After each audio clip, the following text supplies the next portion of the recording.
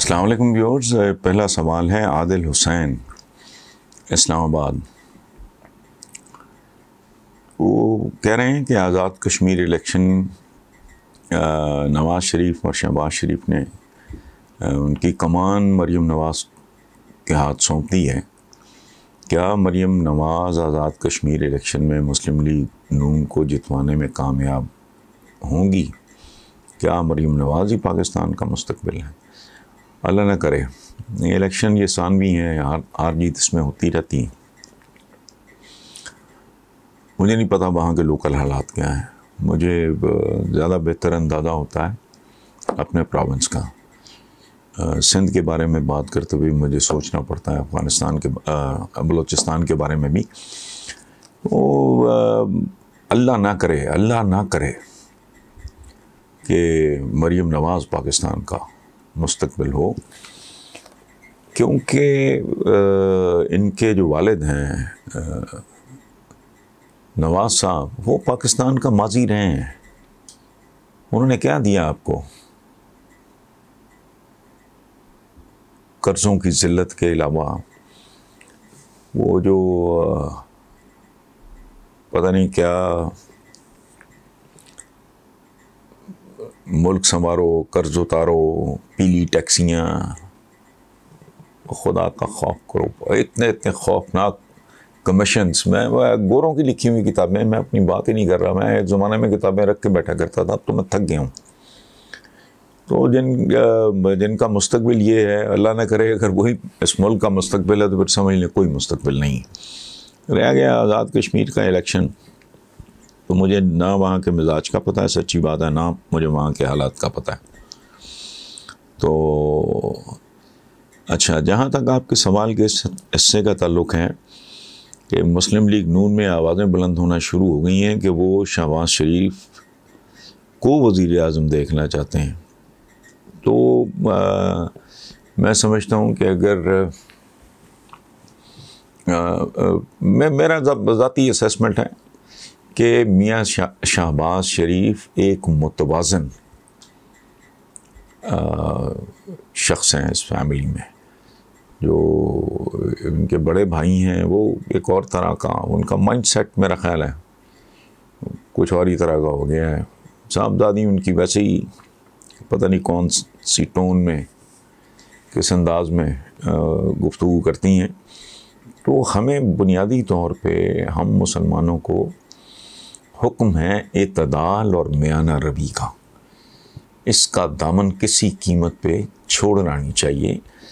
آپ کو گلے شکوے شکایتیں ہو سکتی ہیں، لیکن اپنے اداروں کو، اور پریکٹیکلی میں سچی بات بتاؤں ہے تو تکلیف دے پاکستان میں سوائے ایک ادارے کے، باقیوں کا بس جو حال ہے وہ آپ لوگوں کے سامنے ہی ہے.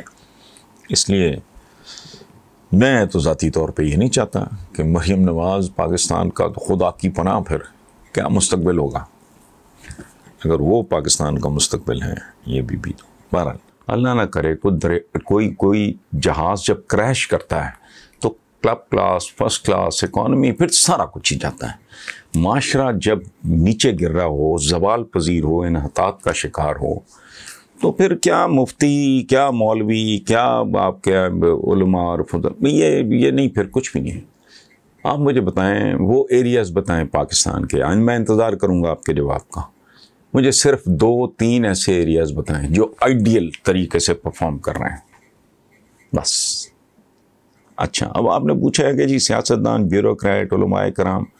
مجھے نہیں سمجھ آتی بھائی میرے رانا خالد حسین صاحب. میں دست بستہ گزارش کر سکتا ہوں، خدا کے لیے اتنا کچھ پڑھتے ہیں. میٹرک کیا جی، پھر ایف ایس سی کیا جی، پھر بی ایس سی کیا جی، اے لیول کیا جی، او لیول کیا جی، فلانا کیا جی، ڈاکٹریٹ کیا. او بھائی، کون سا مشکل کام ہے؟ قرآن پاک بہت سہل. اگر دل میں کھوٹ اور میل نہیں ہے تو ترجمے کے ساتھ پڑھ لو. ایک نہیں، دوسرا نہیں، پھر تیسرا ترجمہ. جو بچے انگریزی مارکا، میں نے اپنے گھر میں کیا ہے یہ کام. بچوں کو قاری صاحب آج بھی آتے ہیں، ان کو پتہ نہیں 15 سال ہو گئے. قاری صاحب ریگولر پچھلے دنوں بلکہ میں نے کہا کہ یار اب آپ آتے رہو آپ کی مہربانی، لیکن اب میں بچوں کو انگریزی میں ہے ہمارے انگریز. اچھا وہ بھائی بات سنو، انگریزی ترجمے پڑھ کے لوگ مسلمان ہوتے ہیں. ویسٹ میں پارلیمنٹس کے ممبر جو حضور پاک کے بارے میں کبھی ہذیان بولا، کبھی مسلمانوں کے اسلام کے بارے میں، مسلمانوں کو تو مجھے نہیں پتا، اسلام کے بارے میں ہماری تو جو کارکردگی ہے دنیا میں آپ کو بھی پتہ ہے، مجھے بھی پتہ ہے، اور حضور کے بارے میں پھر یہ میں بھول رہا ہوں ملک کا نام، یہ سال بھی نہیں ہوا اس بات کو، سارے اخباروں میں ہمارے شائع ہوا. تو دونوں نے مل کے کہا کہ بھی اسلام کے خلاف کتاب لکھتے ہیں. اچھا قرآن پاک کا ترجمہ پڑھا، ان کے دماغ گھوم گئے، انہوں نے کہا یہ تو کمال کتاب ہے. اچھا اس کے بعد کیا انہوں نے کہا یہاں سے تو کچھ نہیں مل رہا، ان لوگوں کے جو پروفٹ پیس بی اپان ہم وہ ان کے بارے میں پڑھتے ہیں. پڑھا تو مسلمان ہو گئے دونوں. پاکستان کے سارے اخباروں میں یہ خبر چھپی. کیوں سننا ہے کسی سیاستدان کا؟ کون لوگ ہیں، میں ان کے بارے میں کیا زبان استعمال کروں؟ بیوروکریٹ ہیں، علماء اکرام ہیں، یہ کیا ہیں؟ ان سے کیا سیکھنا، ان سے کیا سننا؟ کوئی اوکھا کام ہے، جھوٹ نہ بولو، ملاوٹ نہ کرو، دھوکہ نہ دو، بے وفائی نہ کرو، بڑوں کی عزت کرو، چھوٹوں سے شفقت کرو، عورت کا احترام کرو، سود سے بچو، ناجائز تعلقات سے بچو، یہ برباد، غیبت سے بچو، غصے سے بچو. کوئی راکٹ سائنس ہے؟ کیا سیکھنا ہے آپ نے؟ سمجھ کے تھوڑا دماغ پہ زور دیں تو قرآن پاک کو پڑھنا اور سمجھنا یہ کون سا کوئی اتنی سی کتاب ہے، سادہ سی باتیں ہیں. تھوڑا اگر گہرائی میں جا کے سمجھ لو گے مسئلہ حل ہو جائے گا. پھر آپ نے عمل کرنا ہے نہیں کرنا تو آپ کی مرضی. نماز ہے، اگر آپ سمجھ لو کہ کہتے ہیں نماز گناہوں سے روکتی ہے، تو میری اور آپ کی نماز اگر گناہوں سے نہیں روک رہی تو پھر وہ نماز نہیں، کچھ اور ہے، پھر وہ جعل سازی ہے. جا رہے ہو آپ مسجد میں، ڈرل وہی ہے، پڑھ بھی وہی کچھ رہے ہو، لیکن نماز نے اگر آپ کو ڈسپلن نہیں سکھایا، آپ کو پنکچویلٹی، پابندی اوقات نہیں. اللہ پاک کو یاد کرنے کے لیے اوقات کی ضرورت ہے. انسان کے دل میں ہر وقت دھیان ہونا چاہیے خالق و مالک و رازق کا. اس کے لیے اتنے بجے اتنے بجے اتنے بجے اتنے بجے سب کیا ہے؟ وہ بیسیکلی ڈسپلن ہے، پابندی اوقات ہے، کندھے سے کندھا، صفیں سیدھی کر کے کیا کرنا ہے، ٹیڑھی کر لو، معاملات سیدھے رکھو. یہ جو قہر نازل ہوا ہے ہمارے معاشرے پہ، آپ نے کہا ہے کہ جو یہ مفتی شفتی ہے، یہ سارا یہ نہیں ہے ایشو. ہم ویسے ہی زوال. اور سیکھنا کس سے بھائی؟ میں ایک ایوریج اوسط درجے کا آدمی ہوں، کامن سینس ہے، یہ سینکڑوں ہزاروں کتابیں یہ پڑھتے ہیں، میں نے اپنی کتاب ہی نہیں پڑھنی بھائی. سبحان اللہ.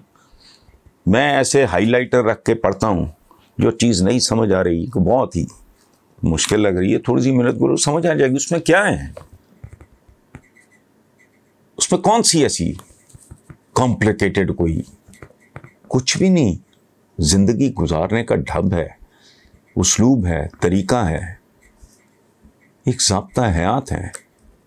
اس میں کیا پرابلم ہے؟ کس سے سیکھنا چاہ رہے ہو؟ کیا سیکھنا؟ عورت کے حقوق کا نہیں پتہ، والدین کے حقوق کا نہیں پتہ، تجارت کے اصولوں کا نہیں پتہ، سڑک پہ چلنے کے اصول نہیں موجود، نگاہیں نیچے رکھنے کا نہیں، راستے کے حقوق. کون سی باتیں ہیں بھائی؟ قرآن پاک کو ذرا تھوڑا پڑھ لیں اور پڑھتے رہا کریں، ڈیلی 2 صفحے بھی پڑھ لیے تو بہت ہیں. تو اس لیے ان لوگوں کو چھوڑیں. آپ کا باقی کچھ نہیں بچا.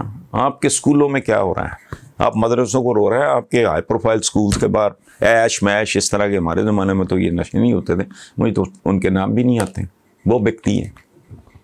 مہنگے اسکولوں میں جو بچے پڑھ رہے ہیں دے کین افورڈ. اب کیا کریں گے آپ؟